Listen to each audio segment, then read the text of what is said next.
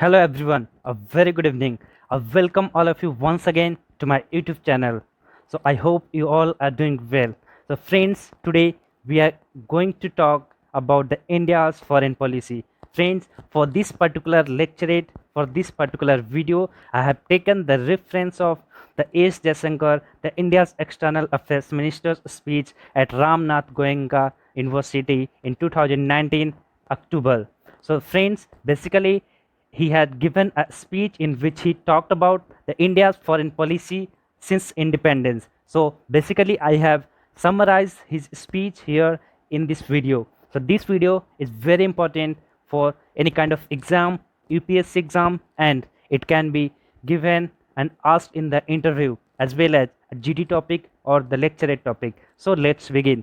So in this particular video, firstly I will give the introduction. Later on we will talk about the phases of India's foreign policy. So basically, as per the S Jayshankar, India's External Affairs Minister, he has divided the India's foreign policy into 6 phases. The first phase is the optimistic non-alignment.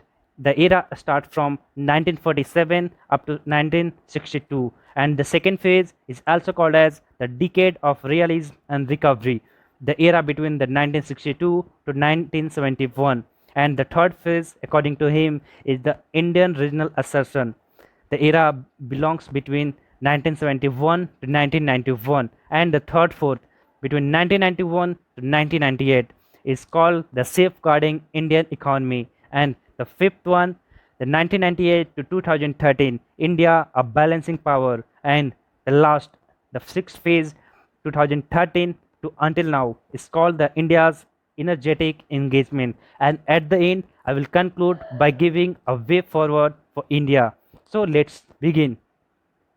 So introduction is the simple that the Ministry of External Affairs of India, MEA, is a government agency responsible for conduct of foreign relations of India. So we all know that is called the Foreign Ministry or the External Affairs Minister.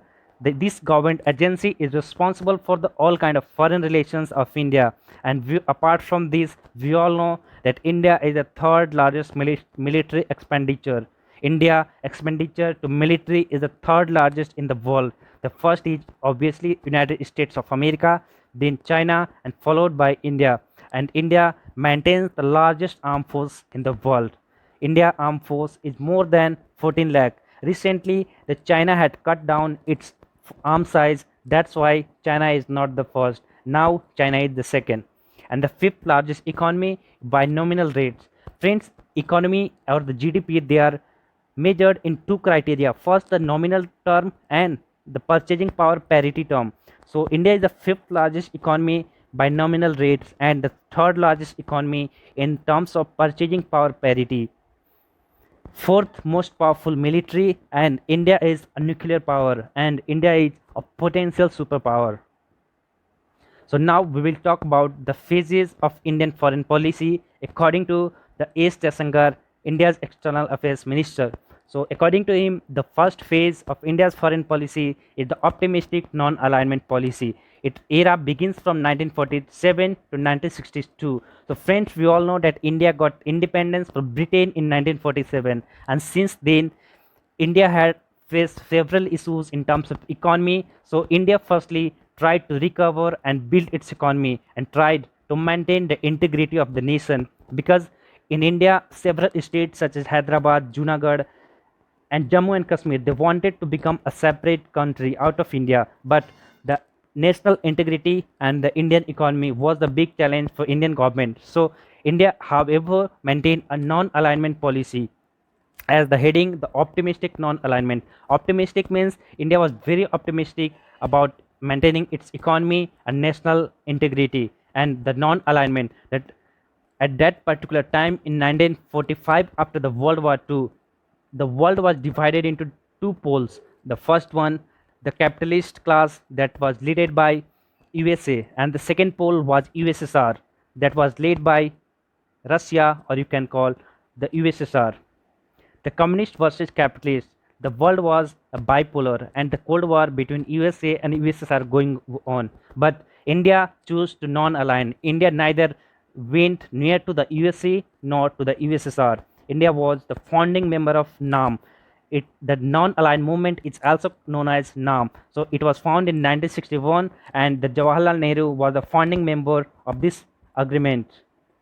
And India emerged as a leader of Asia and Africa in a quest for a more equitable world order, because in 1947 India was one among the few nations who had got independence, and India was looked as a leader in for getting independence. And apart from India, the ASEAN nations, the many African nations, Sri Lanka, Maldives, Myanmar, Thailand, every countries, they got independence after India. So India was a kind of leader for them in the, especially in the region of Asia as well as in the Africa.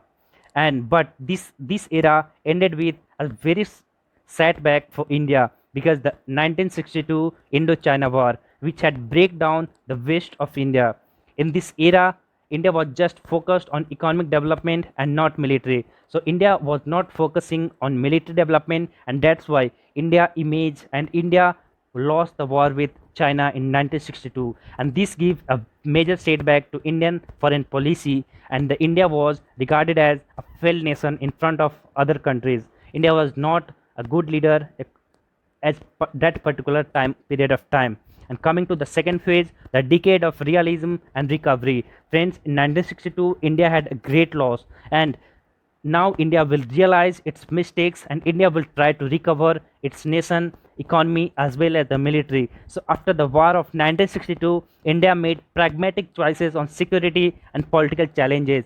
So friends, we all know that after the Indo-China war in 1962, India had created the research and analysis wing as well as the Bureau of Investigation. So this security agency, the research, the RAW, which is also called as the RAW or the Research and Analysis Wing, it is a wing, security and intelligence wing, which are working in the enemy nations. They are spying in Pakistan as well as the China and other parts of the world. So this thing was realized by our contemporary Prime Minister and focused upon. And the growing influence of USSR. Yes, in the second phase of Indian foreign policy, India was going near towards the USSR, because the USA was aligned with Pakistan, and the USA, China, and Pakistan, they all were aligned, and they were giving a kind of pressure on India. So that's why it leads India to align with USSR. And the 1965 Indo-Pakistan War, India had won this war and now started tilting towards USSR. So entering into the third phase, that Indian regional assertion. So this phase was the great phase for India, because this phase start from 1971 to 1991, and India showed a remarkable use of hard power. India liberated Bangladesh in Indo-Pakistan War 1971, and USA, China, Pakistan axis threatened India's prospects as a regional power. So at that particular period of time, India had divided Pakistan into two parts. The Bangladesh was liberated, and that hence the India was emerged as a global leader, especially in the South Asia region. And but the USA and China and Pakistan axis, that was still a threat to India's prospect as a regional power, and hence India was more tilted towards the USSR. And again in 1974, India tested its first nuclear weapon in the Pokhran in 1974. And as a result, the USA imposed economic sanctions on India, and hence the economy of India started to collapse. And as well as the fall of USSR in 1991 lead India into a balance of payment crisis. Not so all these major changes in the global order, such as the Gulf War, because of the Gulf War, the imports of oil was affected severely, and as well as the fall of USSR and imposed economic sanctions on India by United States of America, and the domestic political turbulence, all these regions combinedly attacked on India's economy, and India was on the balance of payment crisis. It means India was facing a severe economic crisis. India did not have the forex reserve. India had only 12 days of forex reserve. It is said by our contemporary Prime Minister P.V. Narasimha Rao. And at that period of time in 1990, the Chandrasekhar Venkatraman was the Prime Minister of India.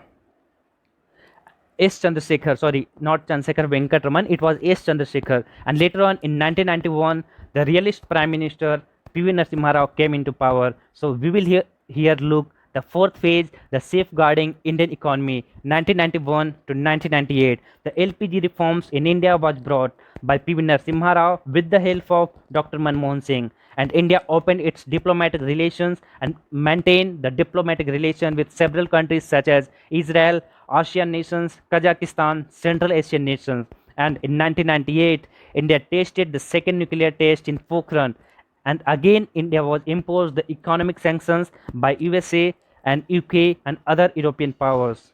But this led in India for the emergence of unipolar world, because after the fall of USSR, the world was becoming an unipolar, which was led by United States. It encouraged India to change its approach to the world affairs. Yes, because earlier India was very much tilted towards USSR. So after the fall of USSR, India had no other choice. So India foreign and world affairs changed a little, and in 2000, in this era, the B mistake was formed, the Bay of Bengal Initiative for multi-sectoral, technical and economic cooperation in Dhaka. It was headquartered in Dhaka, and it was founded in the year 1997, and India was a leader of this group. In this group consists of India, Nepal, Bangladesh, Myanmar, Sri Lanka, etc. So coming to the fifth phase of the Indian foreign policy, that is India, a balancing power. So in this era between 1998 to 2013, India was actually balancing its power. India was being aligned with USA. In this period, India gradually acquired the attributes of balancing power against the rise of China. In this period of time, China was rising, and hence India maintains good relations with USA. It reflected in India-US nuclear deal in 2008. It was a landmark deal between India and USA. It was done by our Prime Minister Dr. Manmohan Singh. And in 2001, the World Trade Center attack, the attack on World Trade Center by the terrorist Osama bin Laden, was hidden in Pakistan. That shifted the US foreign policy towards India. Earlier, prior to this, Pakistan was very much, USA was very much aligned with Pakistan, but this incident made USA aligned with India, and US was coming closer to India and far from Pakistan. And in 2005, the BRICS was formed, and India started to engage with China as well, balancing its relationship with USA and China. Sixth phase of Indian foreign policy is the energetic engagement. That era begins from 2013 and until now. So India's foreign policy of non-alignment has turned into the multi-alignment. This era is called the energetic engagement era because in 2014 the BJP party had came into power with full majority in the Indian parliament. So that's why this political party or this current government has a major and energetic engagement in the foreign policy because of majority. Otherwise, in coalition government, they are not able to take decisive action in foreign policy as well as in the domestic policy. So the India is among the other major economies of the world is one factor. So we know that we have grown very rapidly between the era of 2013 until 2018. India had grown with the highest pace in the world, and today India is the fifth largest economy in the world. And India also initiated several forums such as the Paris Climate Agreement, and India along with the France founded the International Solar Alliance. It is a landmark achievement by India till now, and it is headquartered in Gurgaon. So International Solar Alliance is the first international organization whose headquarters is located in India, and India started to change its foreign policy such as the Look East policy into Act East policy, and India extended the Think West policy. India started to engage more with the West such as France, Israel, USA, UK, and issue based engagement. India started to make arrangements on the base of issue. For example, India has very good relations with USA, but when it comes to trade or the trade war, then India talks to America on table, and India never compromise its sovereignty because under the even under the pressure of USA, India purchased the S-400 missiles from Russia. So this is the example of issue-based arrangement, and India extended its engagement in the neighborhood such as SARC and BMSTEC. So the way forward after this is all about the India's foreign policy since independence, and at the end I would like to give a way forward that what we have learned from these 70 years and what we need to do in the future. So India realized that soft power diplomacy is not sufficient for protecting the country. So we know the soft power and the hard power. So hard power is really needed to protect our boundaries, especially when it is surrounded by the enemy nations, hostile nations such as Pakistan and China. And the creation of the post of CDS, the Chief of Defence Staff, is a right step in this direction. And India need for strong economy. India need to build up its economy at a greater pace, because we can see the China assertive nature in today's world is derived from its economic power. So friends, you can see that how China is assertive and aggressive towards its one belt one road initiative, or which is also called as Belt and Road Initiative, of which the CPEC, the China Pakistan Economic Corridor, is a part. And the China is moving on an aggressive path and assertive path. That is all because of economic power. So India have realized that economic power is the most important aspect for development of the nation, and India need for multi alignment. Yes, because in currently we have seen that India had an event in USA, that is Howdy Modi, and India also had a Mallapuram event where India interacted with US President at Howdy Modi in Houston, and India interacted with Chinese President at Mallapuram, and as well as the RIC, the Russia India China Summit, and on the other hand JAI, Japan America India. On the one hand the Quad grouping, the India Australia Japan and US, and on the other hand the Shanghai Cooperation Organization, the India China and Russia combinedly. On one hand the Iran, and on the other hand Saudis, on the one hand Israel, and on the other hand Palestine. So India need to multi align. India need to maintain its relationship and balance its relation with both the countries, the Israel as well as the Palestine. So this is all in this lecture. So I hope you like it. If you like the video, then please share and subscribe and hit the like button. Thank you. Good night.